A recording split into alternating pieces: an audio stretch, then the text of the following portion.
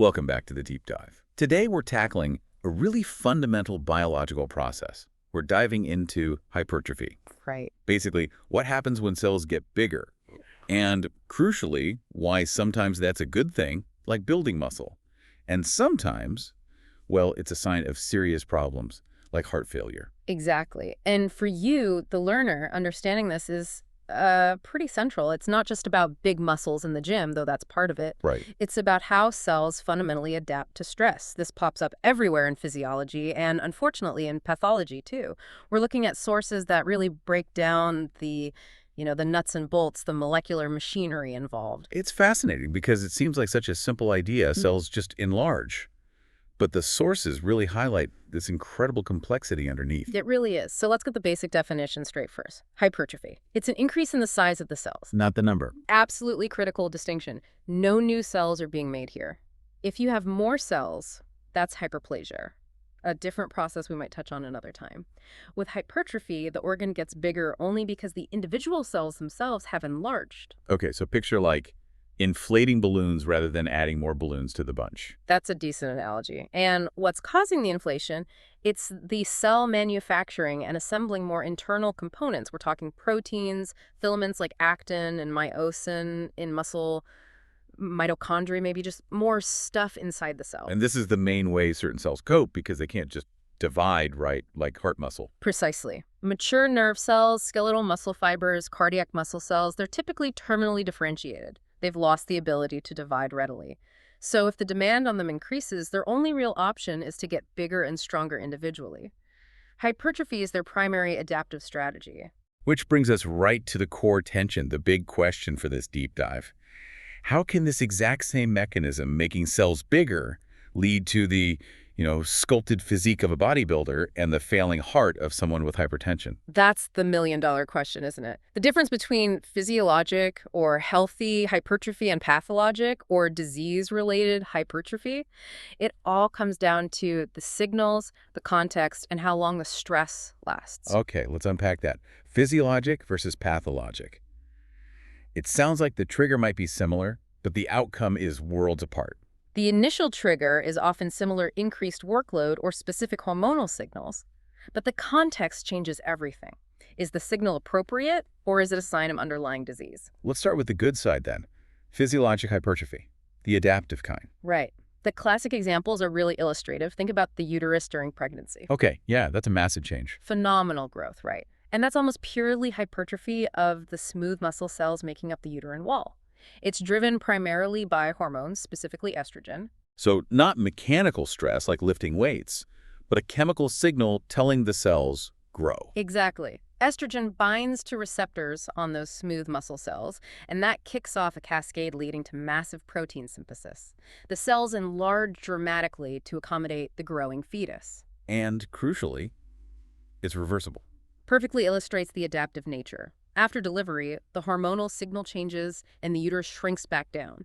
It adapted to a specific temporary demand. Okay, hormone-driven. What about the mechanical example, the gym scenario? That's the other key type, workload-induced hypertrophy in skeletal muscle. When someone, say, lifts heavy weights regularly, they're putting increased mechanical demand on those muscle fibers. Creating tiny tears, signaling the need for reinforcement. Precisely. The muscle fibers respond by synthesizing more contractile proteins, actin and myosin, and assembling them into new myofibrils. Each individual fiber gets bigger and stronger, Leading to increased overall muscle size and strength. Again, adaptive. and again, largely reversible. If you stop training, the stimulus is removed and the muscle mass often decreases. It's growth in direct proportional response to a demand. Okay, that's the healthy picture. Now, let's cross over to the dark side. Pathologic hypertrophy. The maladaptive kind. Where does this show up most dangerously? Overwhelmingly in the heart. Cardiac hypertrophy. This is usually a response to chronic abnormal pressure or volume overload. Like chronic high blood pressure hypertension. Hypertension is the classic culprit. Or things like faulty heart valves, maybe aortic stenosis, where the heart has to pump against a much higher resistance to get blood out. So the heart muscle cells, the myocytes, they're doing the same thing as the bicep muscle cells, right? Trying to get stronger to meet the demand. Fundamentally, yes. They sense the increased wall stress, the mechanical load, and they respond by synthesizing more proteins, increasing the number of sarcomeres, the contractile units. The cell gets bigger to generate more force. Initially, that must help, right? It keeps the blood pumping despite the high pressure. It does. Initially, cardiac hypertrophy is compensatory. It allows the heart to maintain cardiac output, to keep functioning despite the adverse conditions. It's an adaptation. But it doesn't last. Why does this adaptation fail? Because the stimulus, the high pressure, or the valve problem, it doesn't go away. It's chronic. It's relentless. And the heart muscle wasn't really designed for this sustained extreme level of hypertrophy under pathological conditions. So what starts to break down? Several things. The massively enlarged cells become energetically inefficient. Their oxygen demand skyrockets. Blood supply might not keep up, but more critically, the quality of the growth changes. The internal organization can become abnormal. You mentioned failure. What does that look like at the cell level? It progresses beyond just inefficiency. The sources talk about actual degradation and loss of those contractile elements, the myofibrils, that the cell worked so hard to build. So it builds itself up, then starts to dismantle itself. In a sense, yes, under extreme prolonged stress. Plus, and this is key, you often get increased fibrosis. Scar tissue. Exactly. Collagen deposition between the muscle cells. This makes the heart wall thicker, yes, but also much stiffer. It can't relax properly to fill with blood. That's diastolic dysfunction. Ah, so it's not just about pumping harder, but also about filling efficiently. Absolutely. And ultimately, the chronic stress, the energy deficit, the fibrosis, it leads to myocyte death. Apoptosis, or programmed cell death, kicks in. You lose functional muscle cells. And when enough cells die or become dysfunctional, The pump fails. That's congestive heart failure. The adaptation, pushed too far for too long by a pathological stress, becomes the disease itself. okay, this distinction is critical. Let's get into the engine room now. The molecular mechanisms. How does the cell actually know whether the trigger is a good workout or chronic hypertension? How are these signals processed differently? This is where it gets really fascinating, and a lot of what we know comes from studying the heart, precisely because the consequences of getting it wrong are so severe. It all starts with sensing the trigger. How does a cell feel stretch or pressure? There are mechanical sensors embedded in the cell membrane. Integrins are key players here. They physically connect the outside environment, the extracellular matrix, to the inside scaffolding, the cytoskeleton. So when the cell gets stretched, The integrins sort of get pulled, change shape, and that mechanical change triggers signaling pathways inside the cell. It's like flipping a switch mechanically. direct physical activation. But you also mentioned hormones and other factors. Yes, alongside the mechanical sensing, there's chemical signaling. Agonists, molecules that bind to receptors and growth factors, play huge roles. Like the estrogen we talked about in the uterus. Yes, or insulin-like growth factor 1, IGF-1, which is important in exercise-induced muscle growth.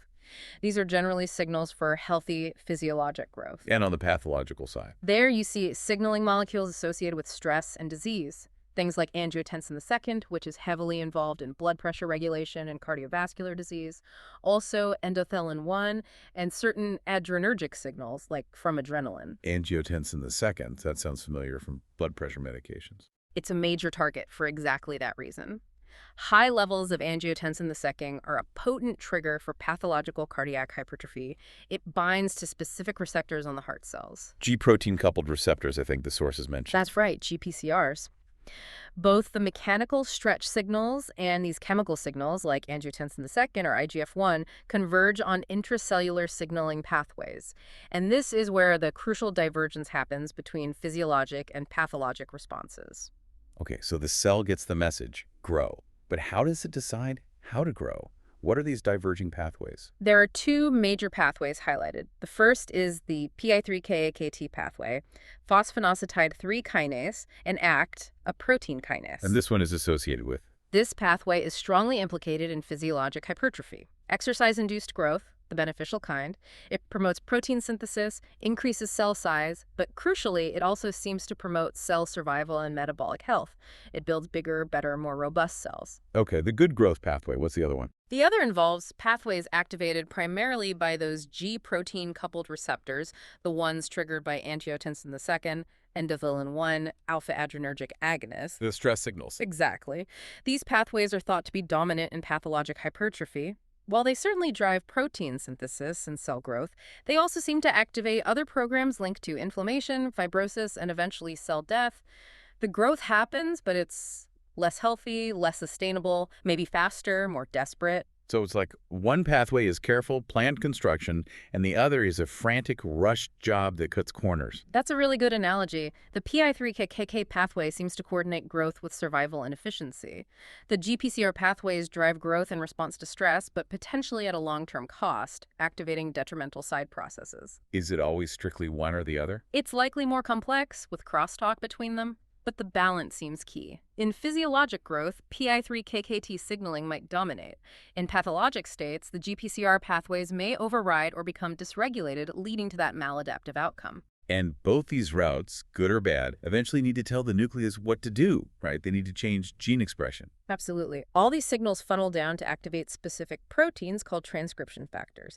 These are the guys that go into the nucleus, bind to DNA, and turn specific genes on or off. The construction foreman, telling the DNA blueprint which parts to build. Perfect analogy. The sources mention several key ones involved in hypertrophy, especially cardiac. Jada4 is one. Okay. Another really important one is NFAT nuclear factor of activated T cells. Despite the name, it's crucial in heart muscle. It's sensitive to calcium levels inside the cell, which change with increased workload. So workload changes calcium, calcium activates NFA, NFA goes to the nucleus. And along with GATA4 and another factor called MEF2, myocyte enhancer factor 2, they orchestrate the increased expression of genes encoding muscle proteins, actin, myosin, troponins, all the building blocks. So whether it's PI3KAKT or GPCRs pulling the initial trigger, they ultimately converge on these transcription factors to ramp up protein production. That's the core mechanism. Increased load or specific signals activate pathways, which activate transcription factors, which drive the synthesis of structural proteins, leading to bigger cells. The type of pathway activated influences the quality and long-term consequences of that growth. Okay, this is intricate. Now, the sources mention something really specific and frankly kind of alarming that happens in pathologic cardiac hypertrophy, this idea of gene switching. Ah, yes, the fetal gene program. This is a fascinating and critical aspect of maladaptive hypertrophy. The heart cells start using genes they normally only use during development. That sounds backward. It is, in a way. Under chronic stress, the cardiac myocytes reactivate certain genes that are typically expressed in the fetal heart, but are silenced or downregulated in the healthy adult heart. And conversely, they downregulate some adult-specific genes. Why on earth would they do that? What's the logic behind reverting? The prime example helps explain it. It involves the myosin heavy chain, a key protein in the contractile apparatus. Adult hearts predominantly express the alpha isoform, alpha MHC. Okay, the adult version. Right. This isoform allows for fast, powerful contractions, but is relatively energy hungry. It has high ATPase activity, meaning it burns ATP quickly. The high-performance engine. Exactly. Now, under chronic pathological stress, the heart switches to expressing the beta isoform, beta MHC, which is the dominant form in the fetal heart. And what's different about the fetal beta isoform? It contracts more slowly and, crucially, is more energetically economical. It has lower ATPase activity. It doesn't burn ATP as fast. Ah, so the cell, under energy stress, is trying to conserve fuel by downgrading its engine. That seems to be the rationale. It's a trade-off. The heart sacrifices peak performance speed and force for energy efficiency. It's trying to survive in a low-energy, high-stress environment. But that sounds like a recipe for failure in the long run. A slower, less powerful pump trying to handle chronic high pressure. And that's exactly what happens. While it might be a short-term survival tactic, this switch contributes to the decline in overall cardiac function seen in heart failure. The pump just isn't as effective with the beta isoform dominating. So this fetal gene switch is a major marker that things have tipped from adaptation to maladaptation. It's a key molecular signature of pathologic hypertrophy, yes. Wow. Okay, so the cell changes its own engine parts. What else does it do to trait and cope? The sources mentioned ANF. Right, atrial natriuretic factor, or AMPNF. This is another really elegant, though often insufficient, protective mechanism. And this is hormone, made by the heart itself. Yes, primarily by the atrial myocytes, the cells in the upper chambers of the heart, although ventricular cells can also produce it under stress. It's released in response to stretch when the atria are stretched by high blood volume or pressure. So the heart feels the pressure and releases this hormone. What does ANF do? Its main job is to tell the kidneys to excrete sodium and water. Natriuresis means sodium excretion, diuresis means water excretion. Get rid of salt and water, which would lower blood volume. Exactly. Lower blood volume means lower pressure throughout the system, which reduces the workload on the heart. It also has effects like vasodilation, relaxing blood vessels, which also lowers pressure. So the stressed heart is basically trying to self-medicate by releasing a hormone to lower the pressure that's causing the stress in the first place. It's an intrinsic feedback loop, trying to restore balance. The expression of the ANF gene goes way up during pathologic hypertrophy. It's another sign the heart is under duress, but it's also evidence of this built-in attempt to alleviate the load. But like the fetal gene switch, it's often not enough, is it? Unfortunately, no. In chronic conditions like severe hypertension or heart failure, the pressure overload is usually too significant and persistent for ANF alone to correct it. It helps, but it can't fix the underlying problem. Which brings us sadly to the end point. The adaptation hits a wall. What defines that final stage where the hypertrophied heart fails? It's the culmination of all these maladaptive changes. The energetic inefficiency, the switch to slower contractile proteins, the ongoing myocyte death, and critically, the progressive fibrosis. The scar tissue we mentioned earlier. Yes. As myocytes die and as the stress signals continue, cardiac fibroblasts get activated and lay down excessive amounts of collagen and other extracellular matrix components. Filling in the gaps, but it's not functional tissue. Right. It's stiff, non-contractile tissue. This fibrosis makes the heart wall rigid, impairing both contraction and, perhaps more importantly, relaxation and filling diastole. The chambers just can't stretch properly to accept blood. So you have weaker contractions because of the myosin switch and cell death, and you have poor filling because of the stiffness. A double whammy. The heart simply can't maintain adequate cardiac output to meet the body's needs. The structural changes, the hypertrophy combined with fibrosis and cell loss, reach a point where function is irreversibly compromised. That's cardiac failure, a direct consequence of an adaptive process pushed too far by unrelieved pathological stress. Precisely. It underscores why understanding the signals that differentiate physiologic from pathologic hypertrophy is so absolutely vital for potential treatments.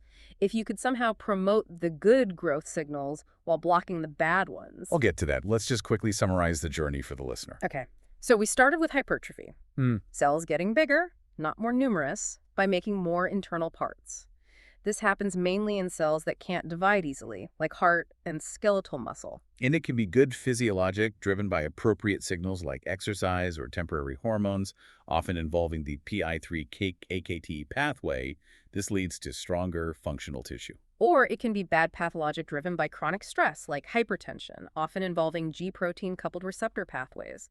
This leads to growth, but it's inefficient, comes with fibrosis and cell death, and involves detrimental changes like the fetal gene switch. Where the heart tries to save energy by using slower, fetal-type myosin. Right. And the heart also tries to help itself by releasing ANF to lower blood pressure. But ultimately, if the stress isn't fixed, these adaptations fail, leading to organ failure, especially heart failure. It's a complex story, starting simple but diving deep into molecular choices with life or death consequences. Okay. Which leads us perfectly into our final provocative thought for you, the listener. We've seen that the heart, under chronic pathological stress, makes a calculated, albeit ultimately failing, gamble. Switch to the slower, more economical beta-myosin to conserve energy, even though it compromises performance. This switch seems tied to those stress-activated GPCR pathways, overwhelming the beneficial PI3-KCOT pathway. So here's the question. If we understand this fork in the road, the signaling pathways that lead to beneficial versus detrimental hypertrophy, could we intervene? Could future therapies aim not just to, say, lower blood pressure, but to directly manipulate these intracellular signals? Imagine finding a way to selectively boost or maintain that PI3-KCT good growth signaling in heart cells, even when they're under stress. While simultaneously finding ways to block or dampen the specific maladaptive signals coming from the GPCR pathways, the ones driving fibrosis and the fetal gene switch. Could we essentially trick the heart cell into maintaining a state of physiologic hypertrophy, making it bigger and stronger in a healthy, sustainable way, even when faced with a condition like hypertension? Could we prevent the slide into pathological remodeling and failure? It shifts the focus from simply trying to stop the heart from getting bigger to trying to control the quality of that growth at the molecular level. Could we engineer a better adaptation? A potential future where we don't just manage heart failure, but actively prevent the heart from failing by optimizing its hypertrophic response. Yeah. Something to think about. Definitely food for thought. The molecular details hold the key. Absolutely. Well, that's all the time we have for this deep dive. Thanks for joining us. See you next time.